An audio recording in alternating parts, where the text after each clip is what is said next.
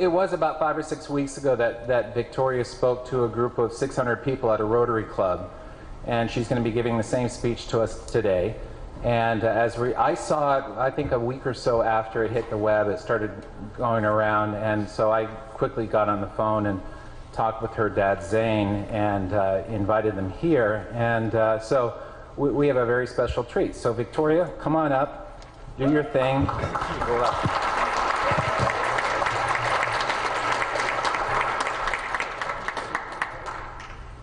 Have you ever wondered why Canada is in debt? Have you ever wondered why the government forces Canadians to pay so many taxes? Have you ever wondered why the bankers from the largest private banks are becoming wealthier and the rest of us are not? Have you ever wondered why the gross national debt is over $800 billion? Or why we are spending $160 million a day on the interest of the national debt? That's $60 billion a year. Have you ever wondered who receives the $60 billion? What I have discovered is the banks and the government have colluded to financially enslave the people of Canada. I will share with you 3 important points of reference, which will hopefully spark enough interest and concern for you to continue the research on your own and to engage your government to stop this criminal act against the people of Canada. First, we will briefly examine the Bank of Canada. Second, we will see how our banking system works today. And lastly, I will offer a viable solution that we can petition our government to implement. A very little known figure in Canadian history is Giralgeld. He was a lawyer, member of Parliament, and mayor of Vancouver. His contribution to Canada is probably the greatest in our history. He championed the creation of the National Bank of Canada, whose sole purpose is to create and manage Canada's money. It was formed on July 3, 1934, and owned by all Canadians.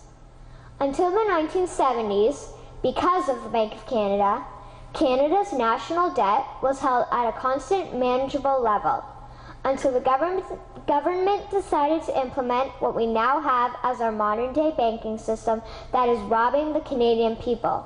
So how are they robbing us? Allow me to explain how our private banks and government work today. First, the Canadian government borrows money from the private banks.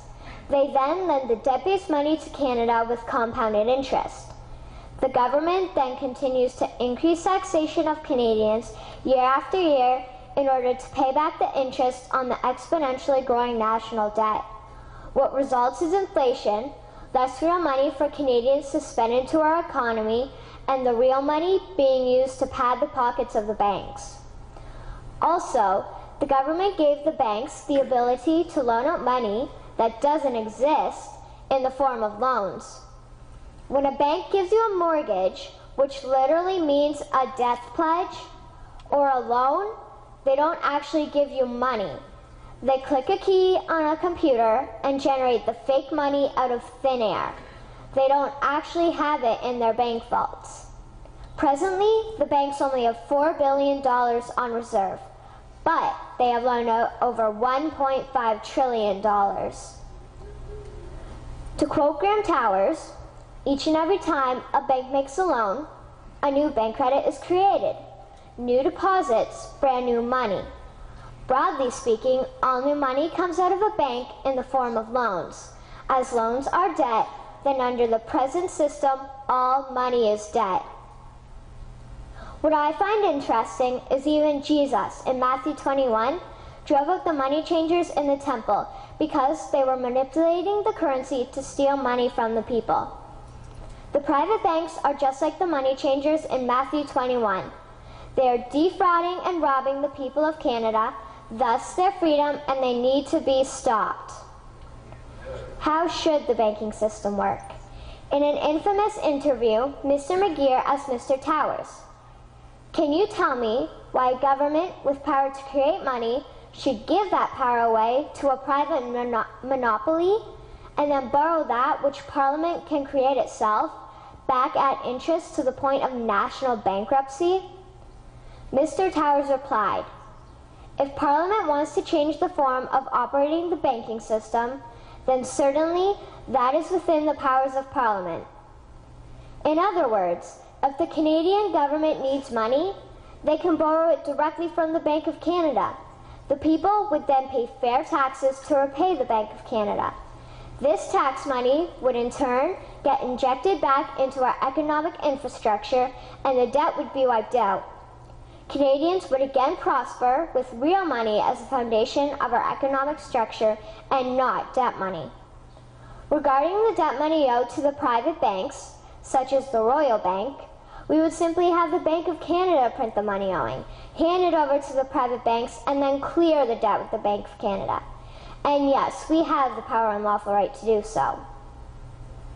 In conclusion, it has become painfully obvious, even for me, a 12-year-old Canadian, that we are being defrauded and robbed by the banking system and a complicit government. What will we do to stop this crime? What will we do to ensure that the next generation will live free and clear of the debt-based economy that enslaves them to the banks? Margaret Mead said the following, and I hope that all of you remember this. Never doubt that a small group of people can change the world. Indeed, it is the only thing that ever has. Thank you.